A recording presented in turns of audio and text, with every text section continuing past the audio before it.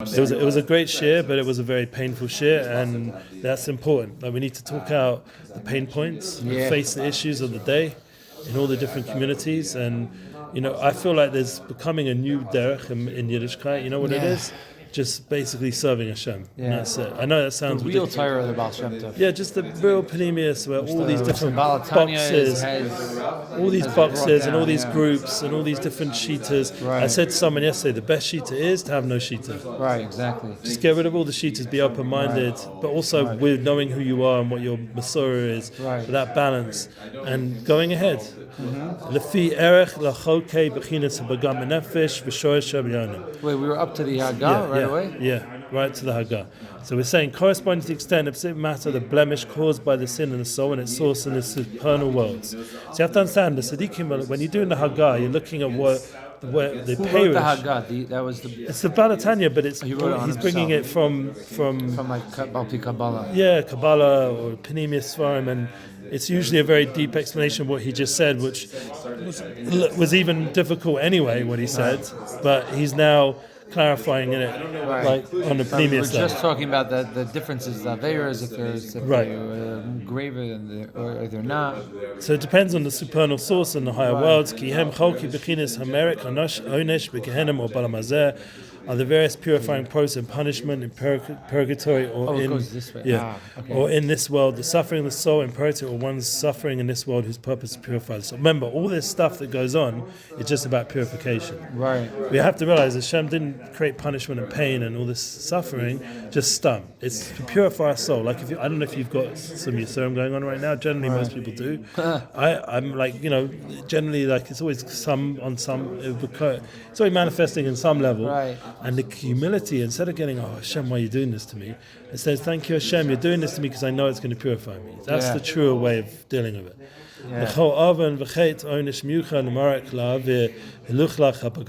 For each transgression, sin is appropriate punishment for the purpose of what? Cleansing, removing the stain and the blemish caused by that. Bottom line, Hashem wants us to be clean. He wants us, our love, to be straight to Hashem and not have all these blocks and cover-ups and schmutz that's going on out there.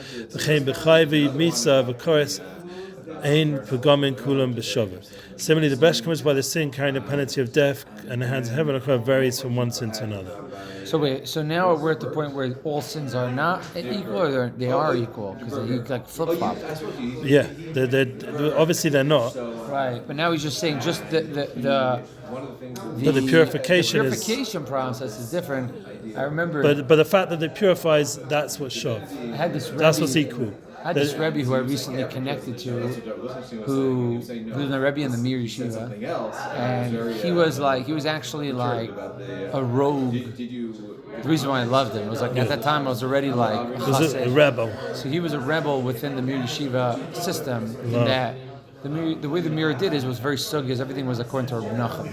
Like they had a Reb Nachum sugya, and then you had to follow like the Rashba, the Ritva, the famous, and it was like a sugya that we would go and we'd learn that Katan had this one, that one. I didn't like that, and so this Rav who eventually was left the Mir, but his shir was always like just very much like just let's just sit on. One of the inyanim that we were talking about was the idea of blemishes in sins, and whether, like we were talking about a hypothetical of when someone, when someone does an aveira, there's a blemish, and the tikkun is through the, let's say, the punishment, right? Sure. Or what we call punishment, but really it's a tikkun. Now, when someone does something b'shaygin, when someone eats pig, b'shaygin, right?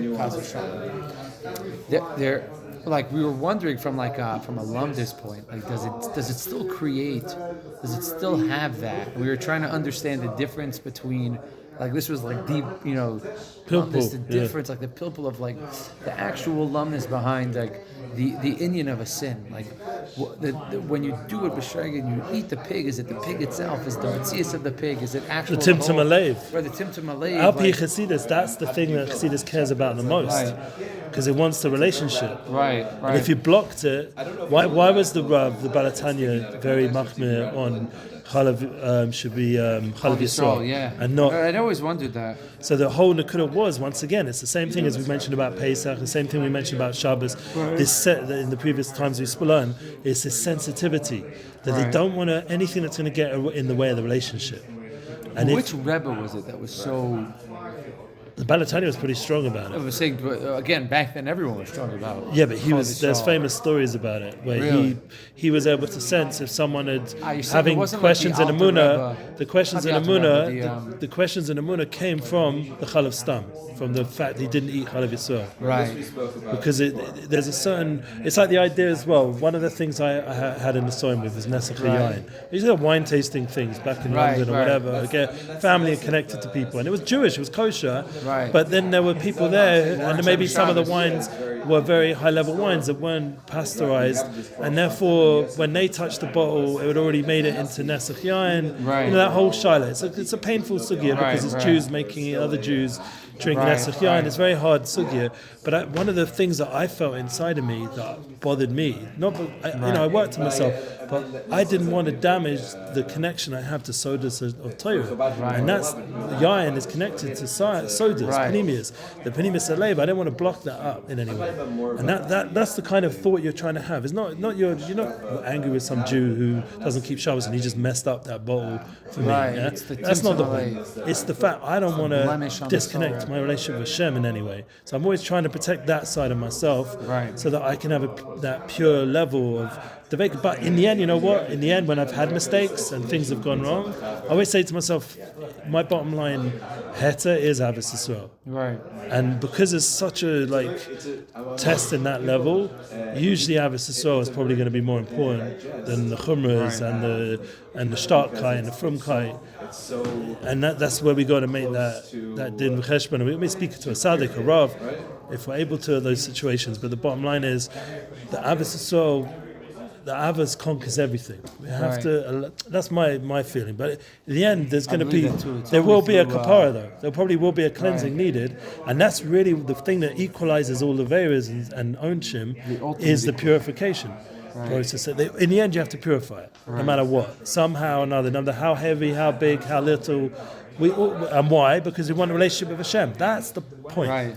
That's the point. If we forget that point, the relationship, we're just going on and on about the areas, then we've missed the boat. I think I believe, and I think like Joey talked about this yesterday, is that just being alive today and just waking up in the morning is that was big. You're in a state of purification because I believe that most Yidden today. Yeah, shkoyach for bringing it, by the way. Shkoyach. They wake up in a state of they're struggling. Everyone's struggling in that.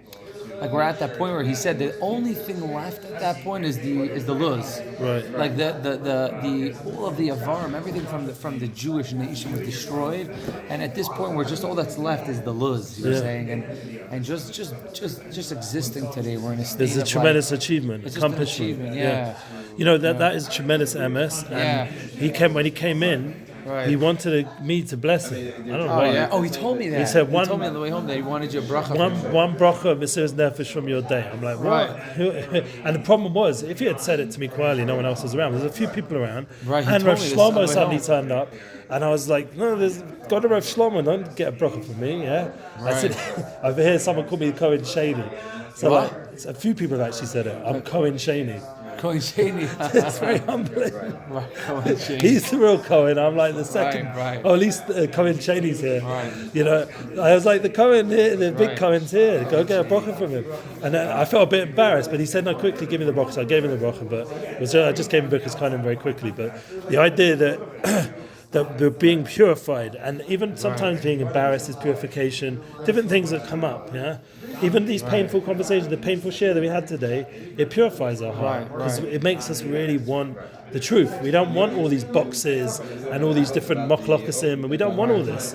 We want Am Yisrael to work together. You know, that whole thing that happened with the organization I mentioned, I won't say their name, but the whole organization, the fact they kept blocking me off, maybe it's because of other people, but I had to go through that. That was painful, but in the end, it's purification.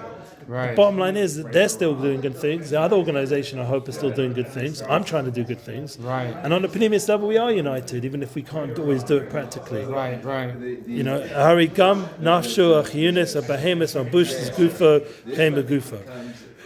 After the sinful act, in the case of those sins which do not carry the punishment of Koretz or death at the hands of heaven, the sinner's animal soul, which animates the body and clothes in it as well as its body itself, Hozim v'oilim, Mesitra acha v'klipa zu, Miskarvim the Kedushas Nevish Alekis Mabushas Behem. Return and rise from the Sitra acha and Klipa, where it descended, the sin was committed, and they draw close to the holiness of the divine soul that pervades them. I mean, this is the idea of Shevi Paul's had it become, but bottom line, the sin brings you out, brings you actually up, because in the end there's going to be like a reaction to the animal soul, to the. It's like when you go in the mikvah and it's painful, and then you come out and you're pure. It's like purification. Purification is the process of coming out of something. So one of the important things that YY always used to say is that Chabad are not afraid to mention the Nefesh Bahamis. We have this. You have to be very real with that. Right. You have a Nefesh Bahamis. Now you can be real. Now Yiddishkeit. You know, remember in Yeshiva, everyone tried to be like a Malach. You remember those days? Yeah. That was not real Yiddishkeit. Real Yiddishkeit is with the Nefesh Bahamis. Exactly. You have to face it. V'ha'amina b'Hashem achad. Divine soul always believes in the one God. Gam b'shas ha'chet ha'isa ba'amuna oisa yisbrach, and remains faithful to Him even while the sin is being committed. So that you're believing in the one Hashem even while you're doing the Aveira. Gavaldik. That's a Gavaldik Kazach. Like the Ganav who's Ganaving, yeah? He's talking to Hashem the whole time. Help me Ganav successfully. There's the Gemara between the Ganav and the Gazlan. Yeah, he's praying. And one of them is the one, it's funny, on one hand their punishment is greater because the one who, I was confused, I think the Gazlan is the armed robber and the Ganav is the guy who hides. Right. The Ganav is in some ways worse because he's afraid of the human more than Hashem, as opposed to the Gazlan who just pulls a gun and says, "Give me your money." But in another way, the Ganav is in a higher level because he's praying. He's in a state of. He's in a state of knowing that like Hashem exists as well too. The only way he's going to do the Geneva successfully, Hashem helps him. Right, it's like he's hiding from Hashem. Yeah, Hashem helps us do shtiyot. You know, that's how much Hashem loves us. Right, exactly. By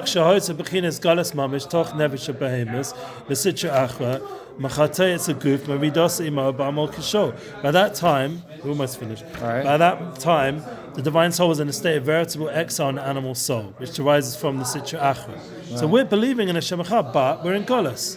And what is it? Doesn't just mean Golas in exile, like we're living in London or America and Babylonia. It means exile. Our soul is in exile in the guf, in all the needs of the body, the lower parts, which cause the body to sin and drags it down itself to lower steps. Now this is when he gets a little bit heavier. Remember, he kept saying before that it's actually less, a lower level than even the other side, because the other side is still serving Hashem. The klipa vodazora, Hashem Shmeinu. It's actually lower than the purity of the Sitra and the klipa of idolatry. May Hashem save us. There's no golas greater than this. Rama, and he says from a lofty roof to a deep pit. That's how low it's gone.